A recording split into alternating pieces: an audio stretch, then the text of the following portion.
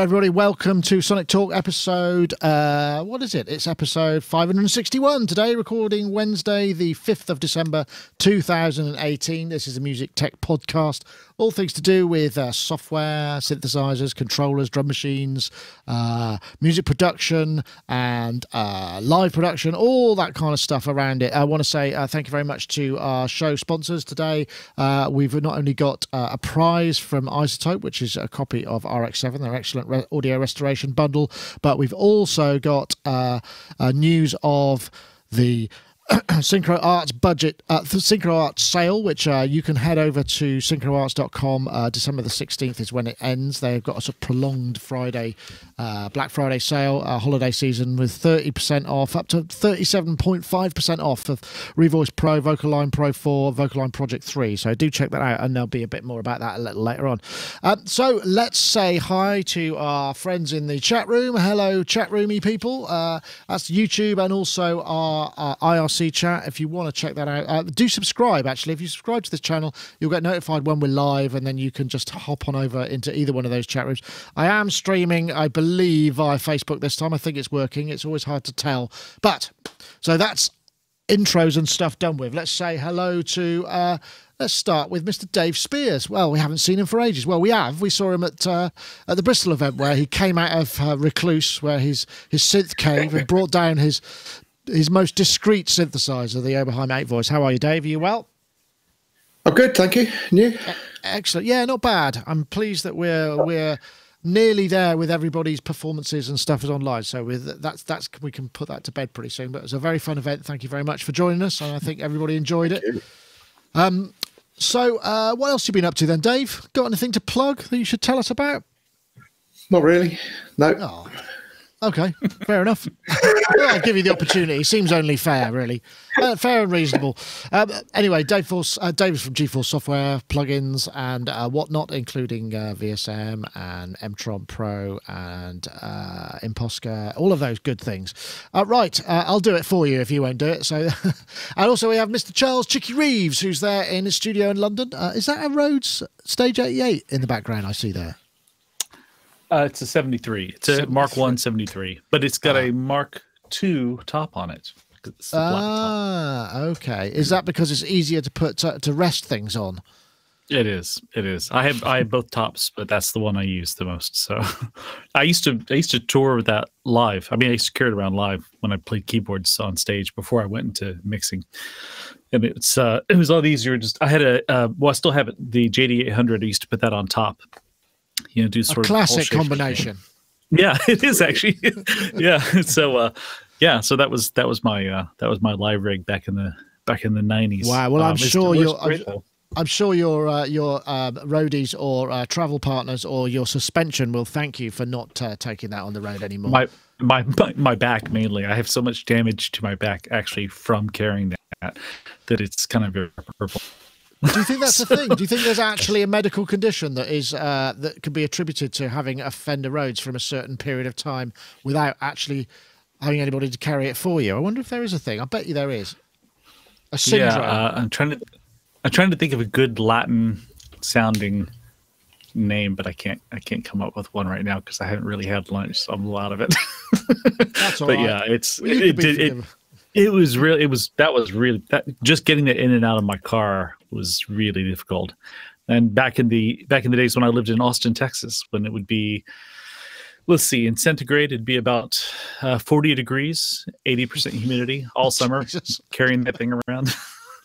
Yeah, it was like from May until September, it was just so hot and so humid. Oh, wow. Lugging that through parking lots. Oh, so now you've got it as a sort of a remembrance of everything that, thank you for that insight. And I'm sorry I asked, actually. It feels like it brought back some rather unpleasant memories. I hope you don't have to go off and have a back rub or what is it you rub in? I can't remember what that stuff is. What is it, Gaz? There's stuff, isn't there, that athletes rub into various parts of their body that's stingy. It's like a kind of painkiller, deep heat, isn't it? Ice cream.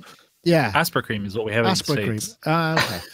Anyway, Gaz, Yes. how are you? Yeah. Yeah, sorry, that's not very music tech, is it? I suppose music tech. We could have a combination. So it's music tech / medication, sort of, which may indeed be one and the same thing. Anyway, Gaz Williams, bass player, producer, and mastering guy, and all those things. How are you, Gaz? You well?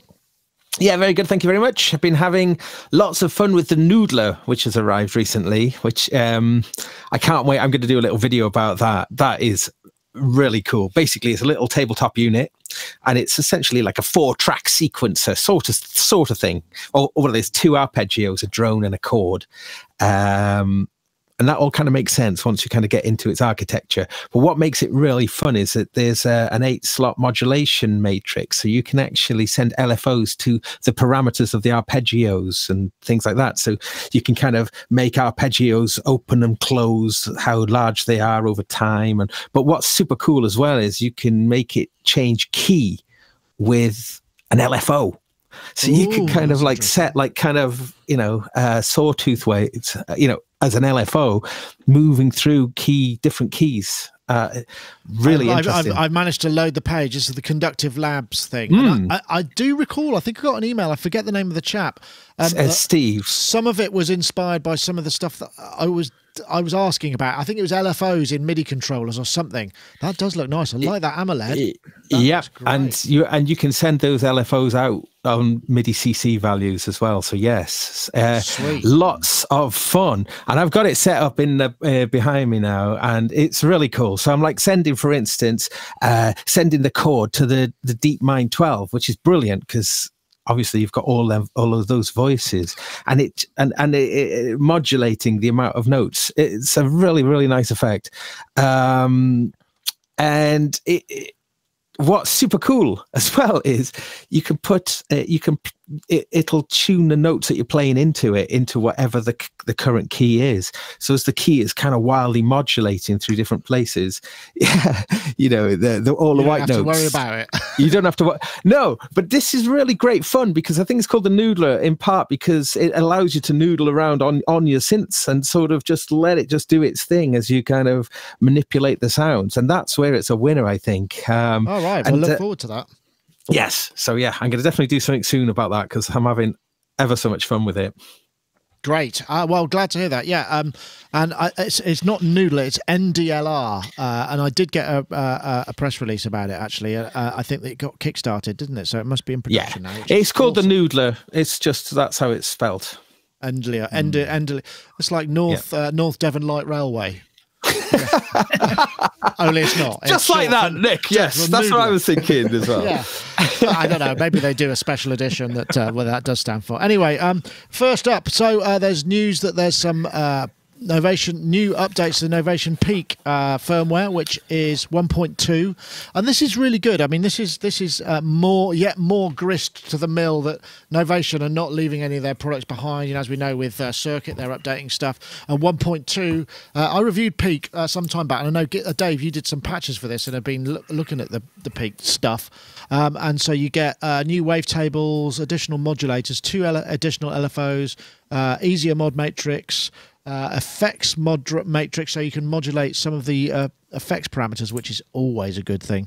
And I do remember I was as a result of that coming up, because I posted our video in just me doing some sounds, no talking thing, and I thought, gosh, there's some really lovely patches there. I wonder if I saved any of them. But Dave, you actually did some patches. Can I play one of them? And you can tell me what's going on. Okay. So this is one of Dave's patches because you provided a new bank of some of the patches.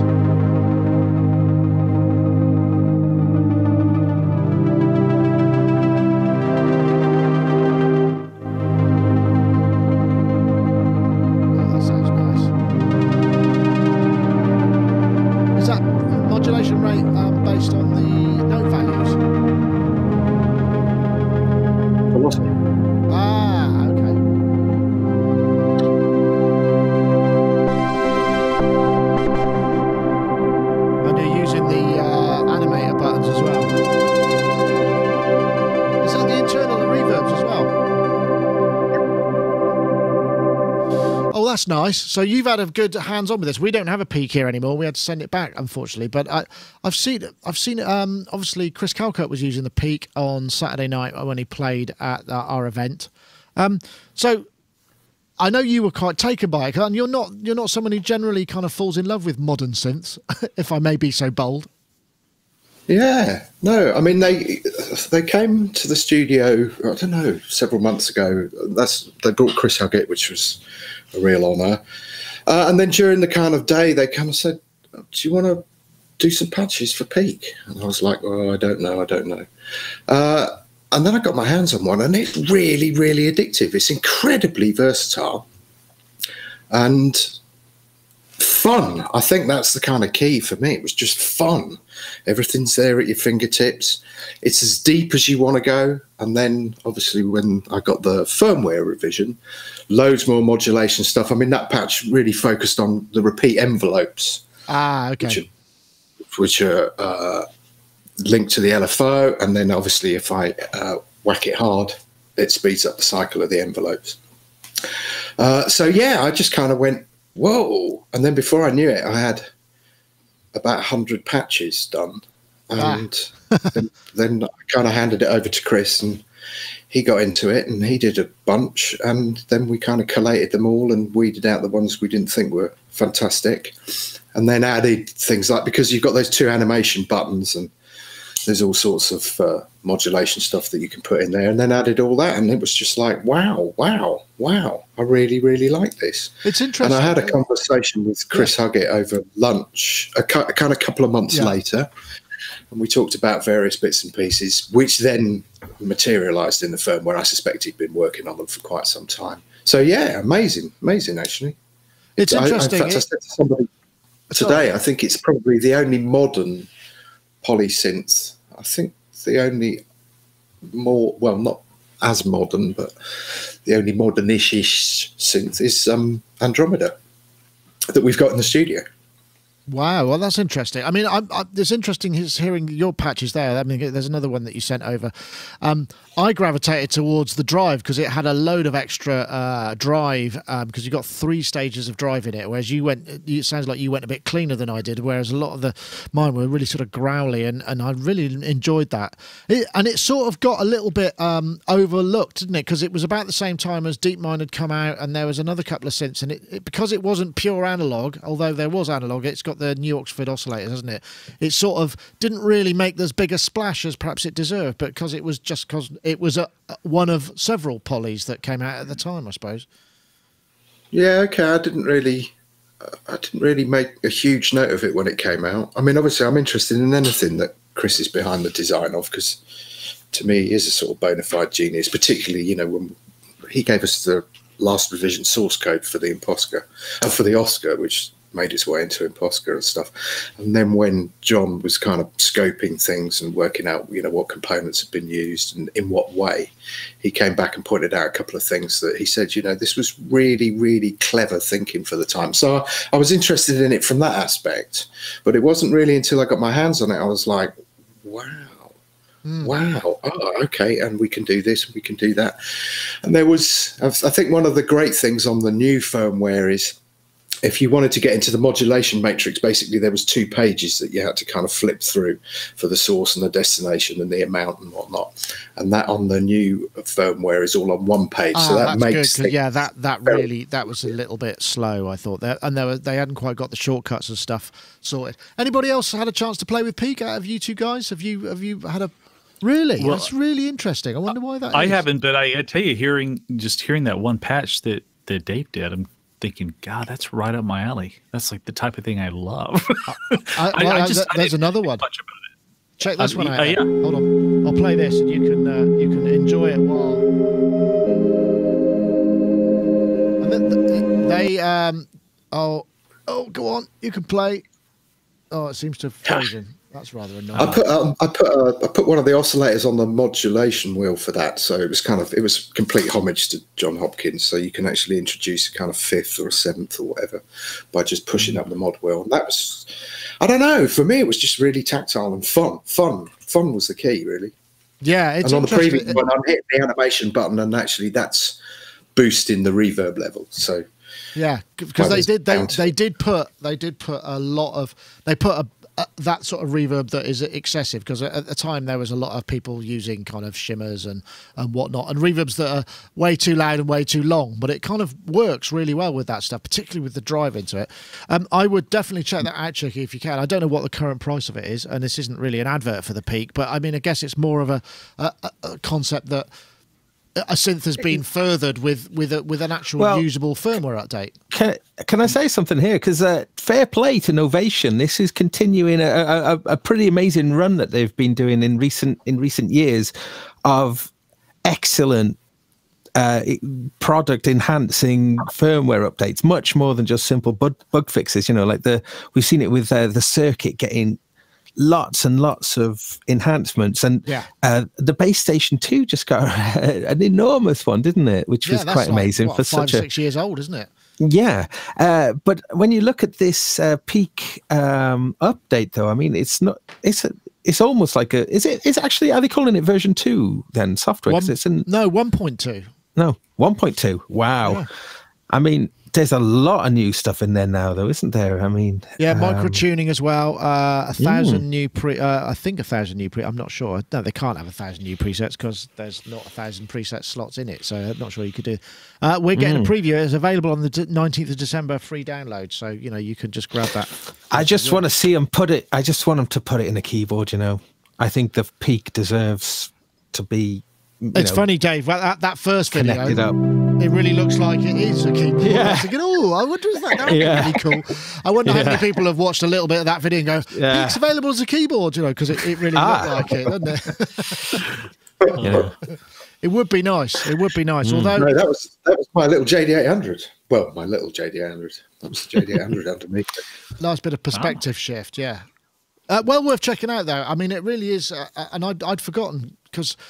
The oscillator, there's the thing I remember about it. There's a lot of audio rate mod, so you can modulate oscillators with oscillators and have complete feedback loop with FMing everything. So you can FM one oscillator, which FMs another, and you can end up in this situation where you could get those patches, which when you start them off, they just kind of go, what's happening? Which is, I remember Gaz, you saying about that's your testament to a true synthesizer where you can change patches and it just starts doing stuff and you have no idea what the hell's going on. It does that. I could probably have done 128 patches just with the arpeggiator, because there's, I think it was like 22, 23 different patterns in there. But that felt like a bit of a cop-out, so I only included a few. But I mean, honestly, it's like, and that chord, I love that chord thing with the arpeggio, where you can play a chord and then it'll transpose it up 1, 2, 3, 4, 5, and then you can randomize it. It's just a really fun machine. And I know you talked about the base station before, but I hadn't really looked at the base station in detail. And actually, my brother-in-law, Dale, the bass player, he called me, and he's been on that Emily Sunday tour as her musical director and bass player. And he said, I need a kind of bass synth for some of the songs, and can you recreate the sounds that are on the record? And in the end, we just kind of went base station, because it's really portable, really light. My God, what a sound. And then with the firmware, and I know you alluded to it in the past, I can turn that into a real gnarly, growling sounding Odyssey. I mean, it's massive.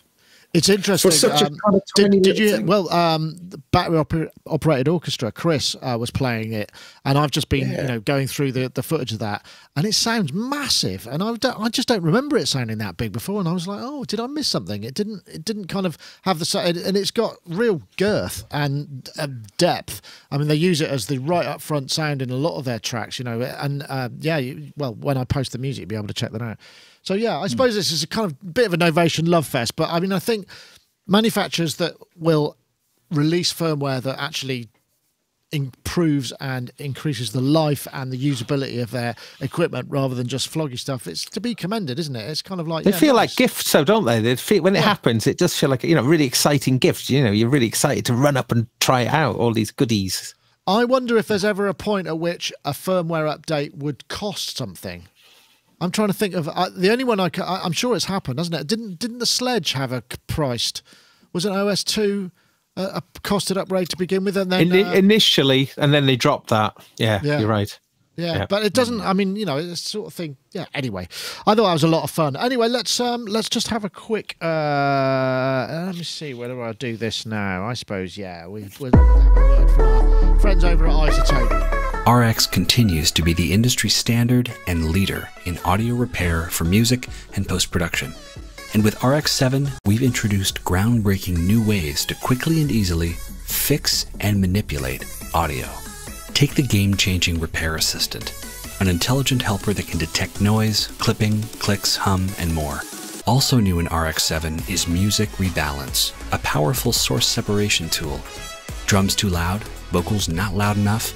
Let's fix that. You can also create instrumental versions of songs by removing the vocal elements. You can now alter the pitch without affecting the timing of your audio, and conversely, alter the time without affecting the pitch with the new variable time and variable pitch modules.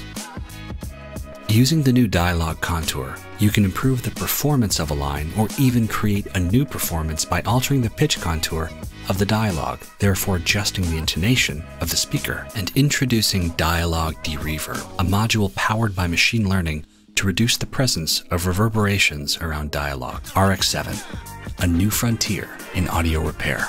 It certainly is. I must confess, I was using a number of those features in processing the sound from from the event, because there was a bit of a ring in the room, and then there was a bit of reverb. So I was just trying to bring the intelligent, and it worked a treat. And I'm still using 6 actually, so 7 it's probably even betterer.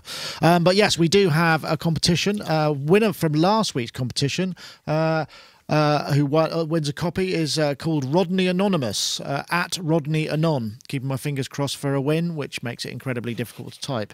Not only does he get some text in, but he also gets a little bit of punnery as well. So Rodney, if you want to get in touch, you have won last week's copy. And for this week, we actually have a new hashtag. The hashtag is audio restoration, one word, and the hashtag RX7 to @Sonicstate and @iZotope Inc. That's the hashtag audio restoration, one word, and the hashtag RX7 to @Sonicstate and @iZotope Inc. That's on Twitter.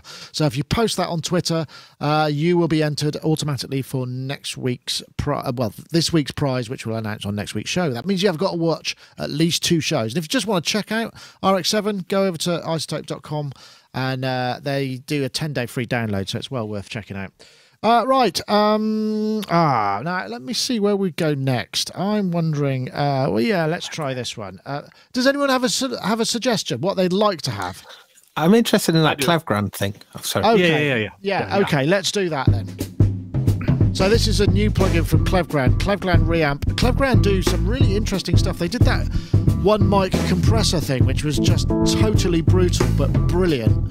And this is amp simulator, but also kind of tube preamp, tape preamp, and bass amp, and model cassette deck. And it's just got a simple number of controls, but it does seem to warm things up a bit. The idea is it's sort of like a reamping plugin, and it's I think it's like AU VST AAX 29.99 till the 19th, and then 59.99. 4-band post EQ. I really like this music as well. It's very quirky. I like the way they cut it to the little. So this is obviously most of this has been. It also runs on AU V3 on the plugin as well. Available now, so well worth checking out. Gaz, you were interested in this. I mean, is this something that you would use for a mastering phase? Because I know you're doing a bunch of mastering. Is that something you would use? I'm looking for things, iPad things, specifically AUV3 stuff, and Klevgrand have got loads. I think everything they bring out now is in that format. So, that's the format, if you're not familiar with it, that's essentially like a VST or audio unit format specifically for iPads. So there's some very cool pieces of software like the AUM mixer, which I'm using daily, being able to make these really interesting plugin chains. So I'm very interested in this kind of stuff because I want to see how easy it is to do actual professional work. That's what I'm trying to find on the iPad, which is hard. It isn't that, I got the latest iPad Pro, as we've talked about it before, and you were talking about that, Nick, weren't you? That the software still isn't that level. It's getting there, but... are you thinking that you might be able to actually do mastering sessions on the iPad? I'm investigating it, yeah, and I'm looking at things. And so this, as an example, is really interesting because it's got a very strong tone when you try things out. The effect of it is very noticeable. So you get a very strong difference between the different models that are in there. And I think what I like about Klevgrand stuff is that they don't bamboozle you with lots of options. They just kind of narrow it down to just the most important stuff, but then that's hugely flexible what you can do just within that. And playing around with this today, I ran a bunch of masters through it just to see what it was like, and I just enjoyed how directly noticeable, it really strong effect. So it's responsive. Yeah, definitely. Good. Yeah, because sometimes you get the feeling that there's quite a lot of travel in a knob on pro stuff that actually doesn't do anything until you can hear it, and you sort of think, am I just ear blind, or is this actually too subtle to actually be able to tell the difference? I noticed you were nodding there, Charles. I mean, presumably you do mastering stuff. I mean, when you did the mixes of my stuff, the difference was sort of night and day. Would you use something like this on a track by track basis? I'm loving the color scheme. I think it looks absolutely fantastic. I gotta say, I don't know this particular piece of software, but I do know just about everything else they make, and there is nothing they've made that I don't use regularly. I love everything they make, even that opera singer Yussi one. Yussi, that's cool. Yeah, it's just strange. I just used it. I was mixing an album last week, and there were some backing vocal parts, and the artist was like, it'd be nice if we had just sort of like this, like a couple of male voices on this. And so I said, let's try this. So I played in some UC parts, and it's really, it's just, everything they make is really fantastic. I love their stuff. They've got quite a lot of stuff, haven't they? I mean, I was just looking, there's actually loads of it. I wonder what and I bought all of it one at a time, unfortunately. I should just done the bundle. I haven't seen. I don't know what the bundle is. There's a few free ones, but I can't see whether the bundles are there. But it looks. They have a filter one. I forget all the names, but they have like a filter one that's like like for over one bar, it'll do various steps in a filter. You just draw in basically what you want it to do, and it does it. I'm just trying to look at. Is it envelope shaper? Is it Cuvert, that's the one. Is that the one? Mm-hmm. Okay, that's the one. Very clean-looking stuff. Can you see a time when you might use something like this processing real time for your front of house stuff? Yeah. In fact, I have used their delay or filter delay one. I've used that with. I think I used that with Howard Jones. In fact, I can't remember, or somebody like that. I use all kinds of stuff like that live because I'm running. Live, I run ironically Ableton Live as my effects throughput. So I have so I experiment with all kinds of stuff. I use their stuff. I use Echo Melt quite a bit, which is like a crazy sort of VHS sounding delay, and of course all the UA stuff.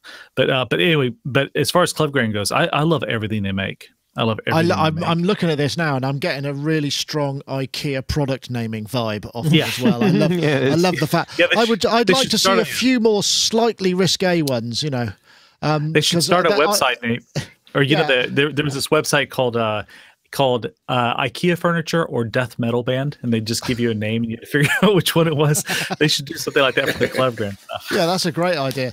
Dave, I mean, vintage warmers and all this kind of stuff, tape saturation. I mean, do you need any of that? I mean, you've got the real thing. Do you need to actually kind of bother with the then warming it up even more, or do you? So occasionally, I think what was fascinating, I wasn't aware of this company at all, and obviously I went and had a look. And I'm kind of miffed, really, because it's a bit of a weird one. I've been doing this album for years and years, and I finally kind of a friend of mine died, and I suddenly thought, you know what, that's a kind of omen. I should just finish this and commit, because we all think, oh, I'll get back to that and make that bit better.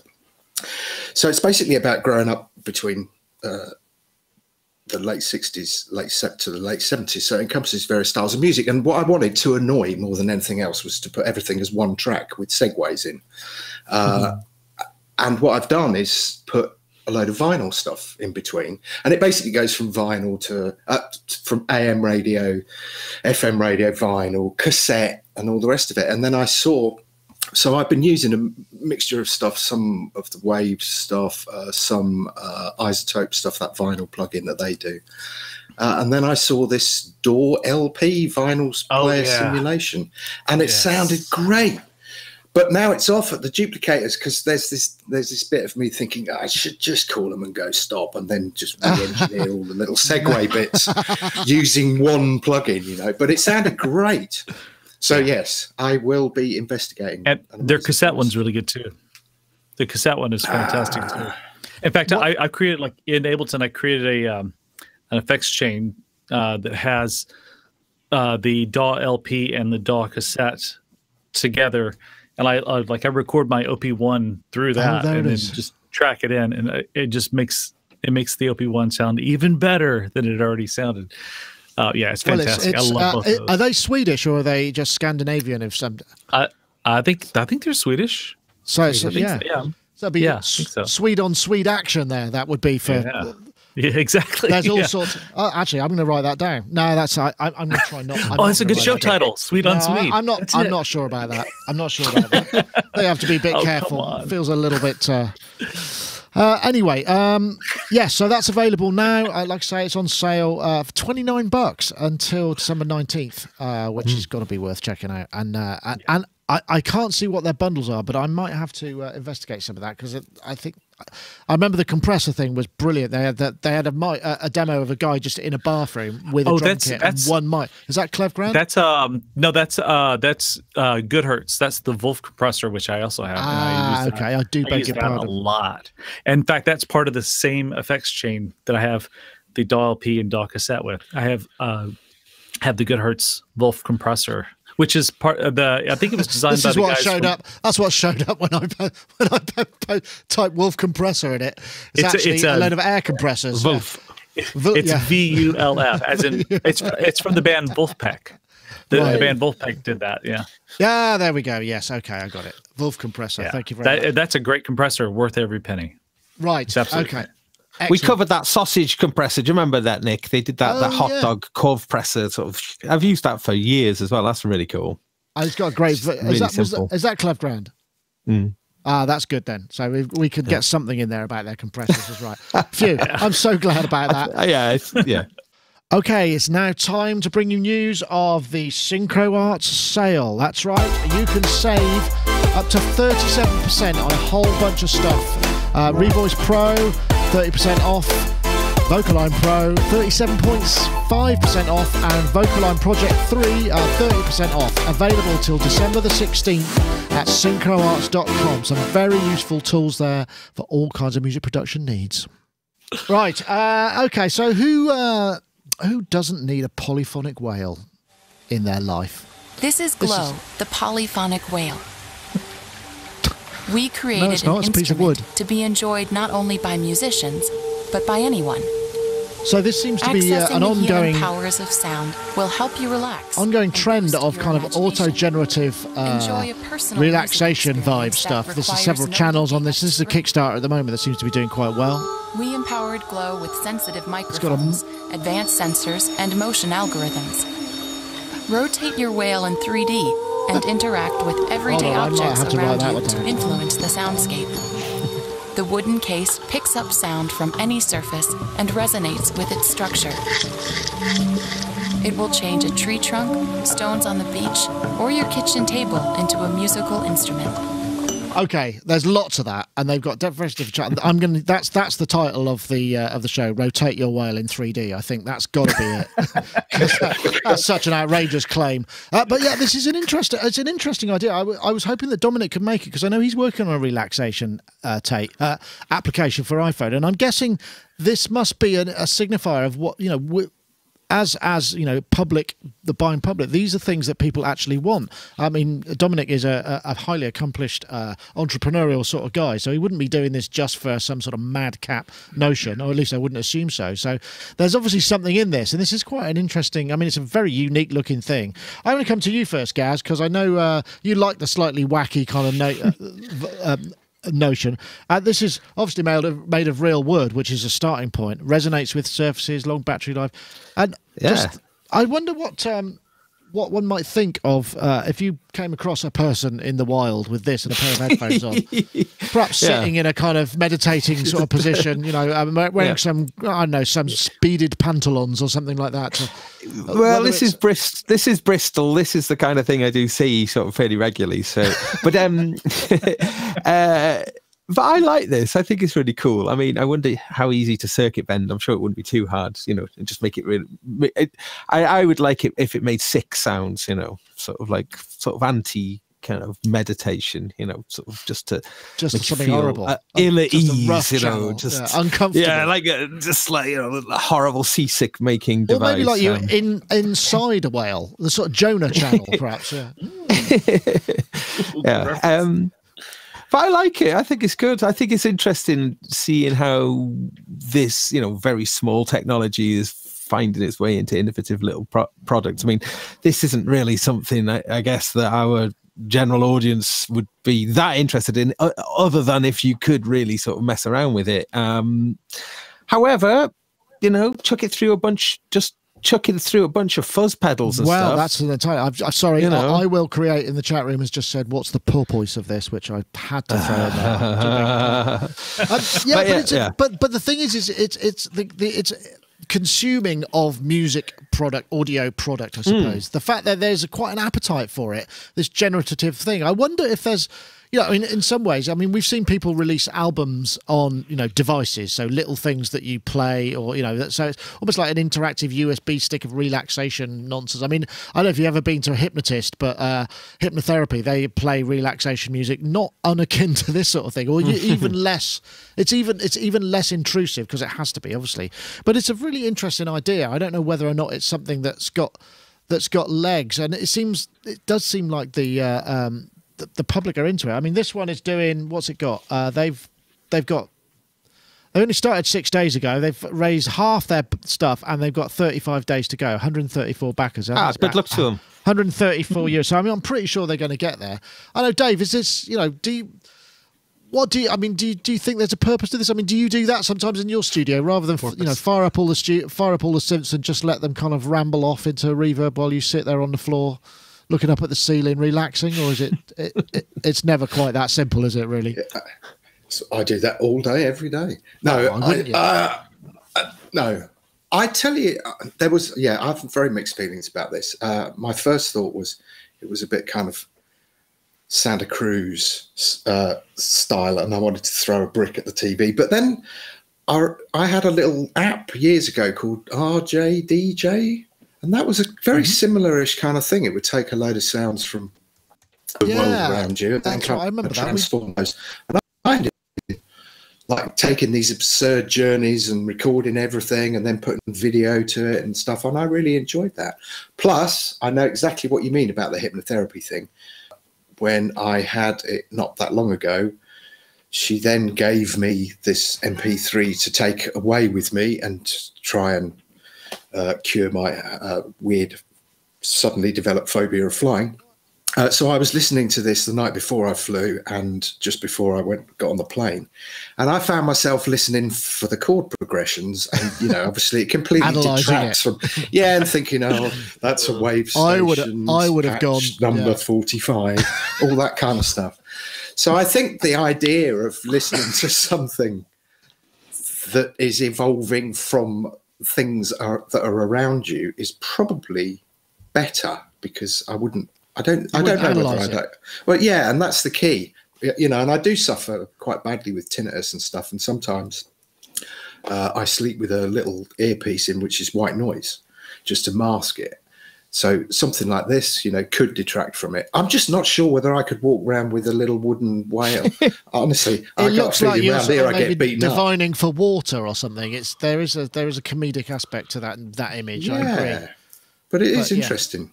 Yeah, I know, Charles. I mean, it's lots of people produce this kind of music sort of generally. I mean, you know, there's a big market. I mean, you generally see sort of in garden centres and crystal shops and stuff, you know, whole racks of CDs of this kind of thing. So I mean, it's a really big, you know, it's a big industry. I mean, it must be big enough for lots of people. So this sort of thing obviously has a market. It does. And, you know, full disclosure, my family actually is somewhat involved in that market. But yeah, I think, I mean, this is kind of a toy, but it's a nice toy in the sense that it's something that's tangible, unlike an app. But it does remind me quite a bit of I think RJDJ, and then it reminds me of all like that mixed with, what was it called? Is the Brian Eno ones, the Bloom apps? Bloom, Trope, Bloom, yeah. Yeah, and Trope was the other one, I think. Oops, am I frozen? Oh, there I am. You're back now. Yeah. Yeah, there. Yeah, so Trope was the other one. Yeah, Bloom and Trope. And in fact, I think I still have those, at least on one of my devices somewhere. And those things are great. You know, they make great sounds, and I love that kind of stuff. But as far as the generative stuff, you know, I do.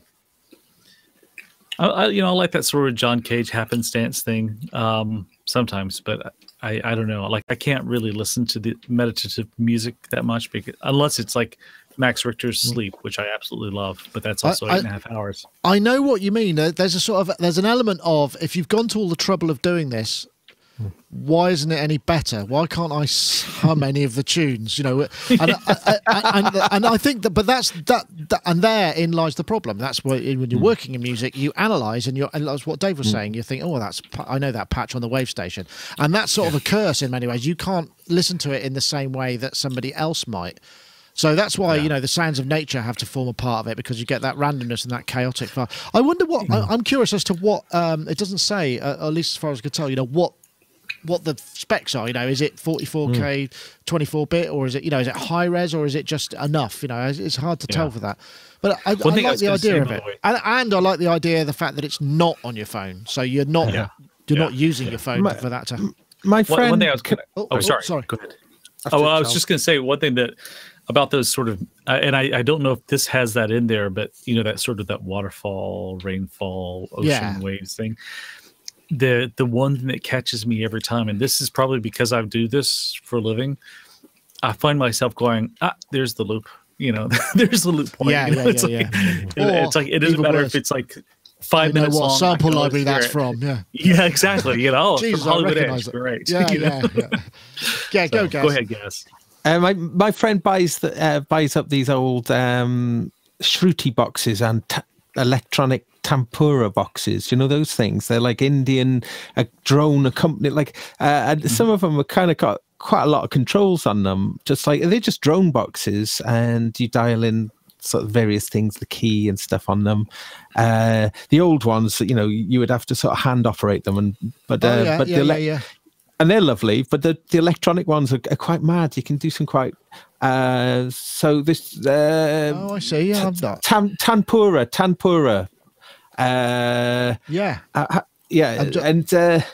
Those are lovely, actually. Those acoustic ones. These, they're electric ones. I've never seen those. I'm going to play. No, they're fun, and you can. Yeah. Welcome to the video demonstration of when the first string has to be changed. Oh, that's rather disappointingly voiceovered. We can adjust the knee pitch. If that's what you want to do. Okay. All right. Yeah. That's an interesting... I've never seen those. And you can play them, you see, because you can sort of they're a bit glitchy to play, so you're not meant to sort of be jumping between the different keys, because they're meant to just meant to set it in its drone and set it off. But they're fun, and there's loads. There's massive market for them in India, I guess. But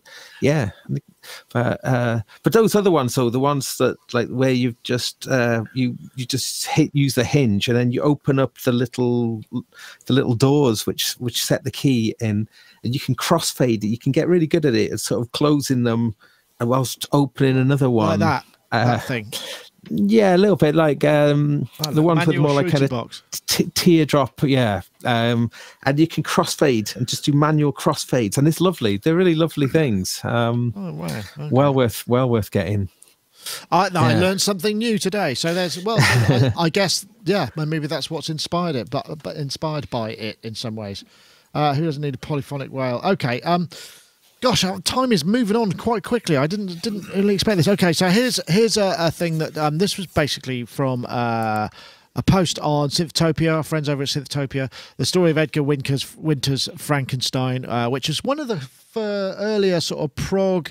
He's using an ARP keyboard, and it details the sort of. Well, I'll play the video. That's probably the best thing to do. It details the evolution of that. Is that number 5? Yes. Frankenstein almost didn't make it on the album, and I don't think anybody ever expected it to be released as a single.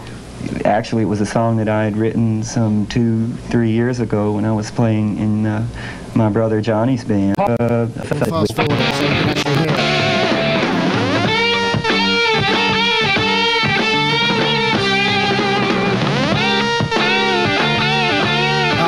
Well, I don't want to get busted for copyright, but doesn't that look a little bit like a comedy video, like somebody's actually kind of spoofing a prog band? It's great. It was one of the first. I'm going to come to you, Gaz, because you are the proggist amongst us, which is it's not meant as being an insult or anything. It's just I take it as a great honour. I take it as a great honour, honestly. Flying the flag. But part of the story with this was though it's like the tracks that happen without any kind of real thought. This wasn't premeditated. He said, the story goes, it's a riff, and then it just got bunched together with a bunch of other sort of homeless riffs and turned into this kind of thing that they used to play at sound checks and then live, and then it just became a thing, sort of outside of any intent for it to become a thing. And I thought that was an interesting kind of thread to follow, perhaps more than the track itself. Oh yeah, I mean, and when you play in a band, sometimes you don't even realize who wrote a song. You've just been playing it. It morphed from a jam into something that you jammed again and subconsciously jammed again, and before you know it, it's arrived, and it's a lovely experience. And I think that's one of the great things about playing in a band where it's a democratic kind of band situation, something that I always want to play within. But yeah, of course, that is the creative process, though, isn't it? Just it almost writing itself, just circumstances conspiring, and then it becoming, that's the other thing. And then, like with Edgar, it becoming like quite a massive hit. I mean, that's the bit weird. But that's the bit which is difficult, obviously, or that you don't have any. Even less control over, but just those sort of happy accidents. But yes, there's a bit in the story where he says, he saw all these synthesizers in Manny's in New York, and then he saw the ARP 2600 keyboard with the umbilical cord, and he went, what, I could strap that on and wear it, and that's what he did, and it was just like, So he sort of, are we talking about the I'll come to you, Dave, because you're the historian. Is that the birth of the keytar? I suppose it could have been. What year was this? I don't know this song. 1973. No, I'm only joking. 1973. Okay. Yeah, I guess probably, yeah. I mean, what was Emerson doing around that time? I don't know. He used to... on rotating platforms and stuff? Yeah, stabbing Hammonds and stuff. I don't know. Yeah, probably. You're probably right, actually. I'm thinking more of... George Duke with the clavitar and stuff like that. But no, this was before that. No, fascinating. In fact, what Gaz says is absolutely 100% correct, and it's part of the joys of being, like you said, in a democratic band. In fact, it's interesting because Billy Curry told me that Fade to Grey started as a sound check jam. It was literally just like, I think Chris Payne had a riff that he was playing on the Polymoog, and then Billy would play over the top of it, and Sid would be on the drums, and he'd jam along. And at a certain point during that, it was the Gary Newman tour, and at a certain point during that tour, they kind of went, I think we might have something here. And boy, did they have something. My God, it's been... Yeah, well, that's a major hit, wasn't it? Yeah. Yeah, but again, just a great example of something that just comes from mucking about. That's true. That's funny talking about the soundcheck thing. I don't know if you've heard Aid talk about soundchecks. When Portishead were soundchecking, him and all the people who had access to synths, they basically just try and make the most disgusting fart sounds in soundcheck, because you could hear it on such a massive PA system. And where else would you be able to have that experience? Which probably, I'm not sure if that led to any classic Portishead tracks, but it's a similar kind of concept and process. Yeah, you should hear the original version of Sour Times. Oh my God. But yeah, and that would be. I think him and Jeff just got into competition, so they would just kind of, oh, check this out, and then obviously ask the front of the house. Do you get much of that? I mean, you're touring with a lot of synth acts. Do they kind of ever? Is that something that comes up in the sort of the slightly naughty schoolboy British humour sort of sense? Here, check out my synth fart sound.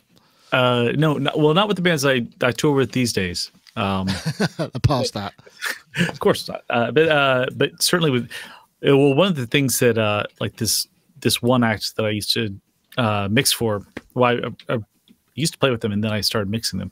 They had it was one of the first days of sampling, and so the guy had his I think it was a Mirage or something like that.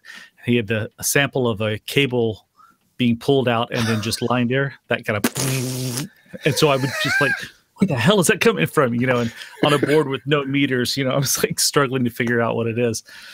And or else he sampled the sound, because that was back in the days before a lot of cell phones. So he'd sampled the sound of my beeper, and so he would just play that, and I'd look down. It's like, I could have sworn that thing just went off. Oh, that's something that I think, Dave, I'm sure didn't you used to do that? Didn't you? Didn't I remember a story that you did that with the emulator or something?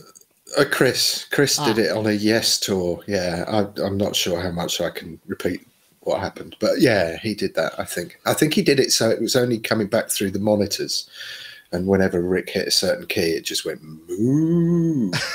But I'm not sure. I don't think it ended well. I don't know. But yes, I like things like that. I know somebody who used to do similar kind of thing to what Chicky was saying, but he did it with like a taxi rank.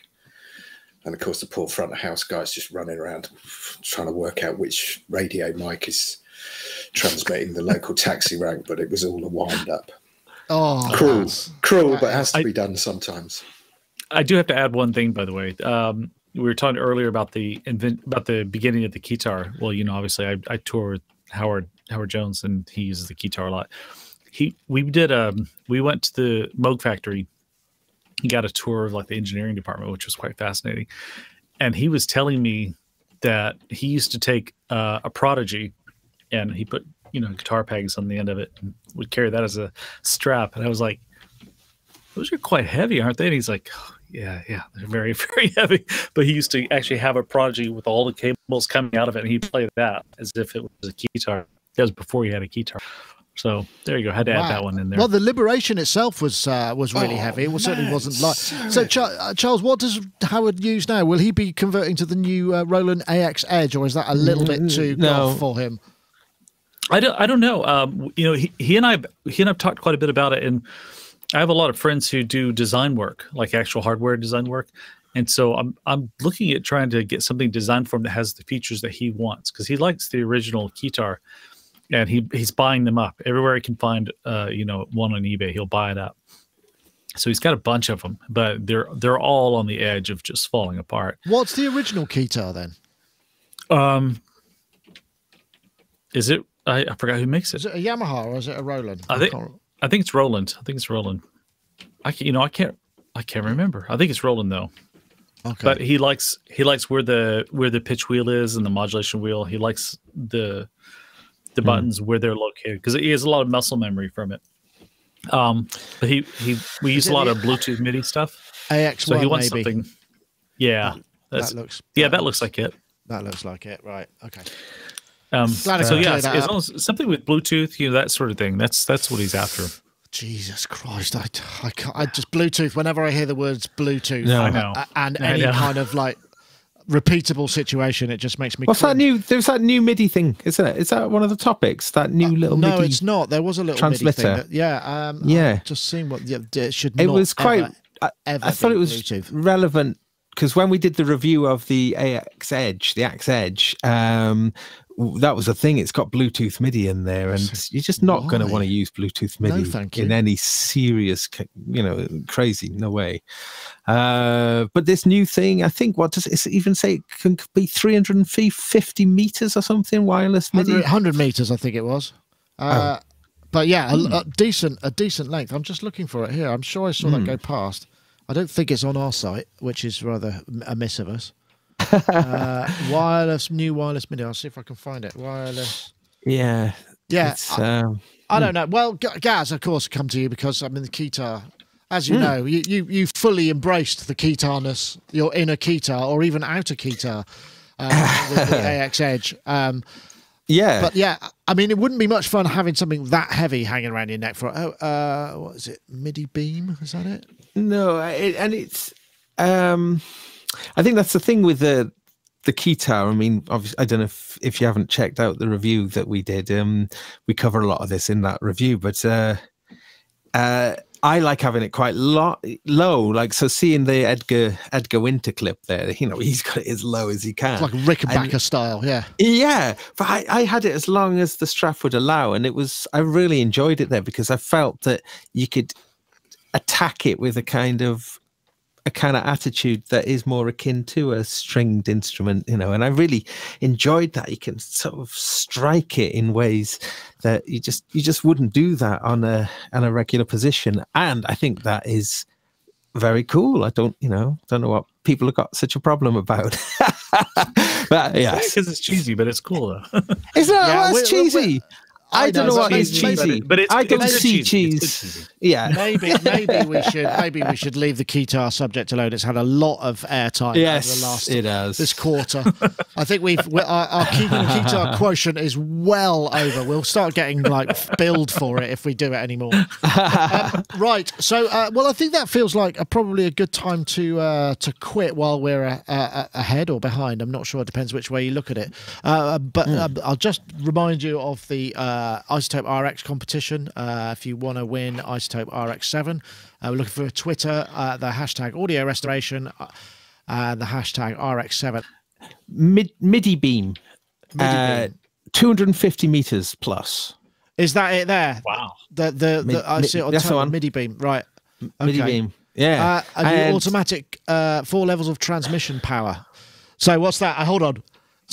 Sys-X, Aftertouch, Velocity, and Polyphony. They're the four levels. You could just have monophonic with no velocity, or you can have Aftertouch and Sys-X. Yeah. Polyphonic Aftertouch should be level 4, I think, really, shouldn't it? I'm being pedantic there. 133 euros. Okay. Well, I think we should probably call it a King Sunny there, and I will insert the ad in the appropriate place. I'm terribly sorry about that. So we'll say, Mr. Dave Spears, thank you very much for joining us this week. It's been a pleasure. Thanks for your peak info there. That was much useful. That's coming out on the 19th of December. So your patches will be out there in the world, right? Yeah, and you're muted at the moment, so I'm guessing you might actually need to... There you go. There we go. Sorry. Yes. Everything on the 19th, according to my conversation today. Excellent. And Mr. Charles Chicky Reeves, thanks for joining us too. I'm guessing it looks like you've got a session in progress there. Is that a big Ableton arrangement behind you? I do. Yeah, I have to finish up something on a mix that I missed. Okay. So, but, oops. Yeah, it's fine. Yeah, it happens. Sure. It happens. Yeah, I know how it works. It just happened to me, in fact, so I know exactly how you feel. Right. And also, Gaz Williams, also thank you for joining us too. It's been a pleasure, and we'll see everybody. We'll see you all very soon. Stay tuned for more of the performances from a live event in Bristol. See you later, guys. Take care. Bye-bye now.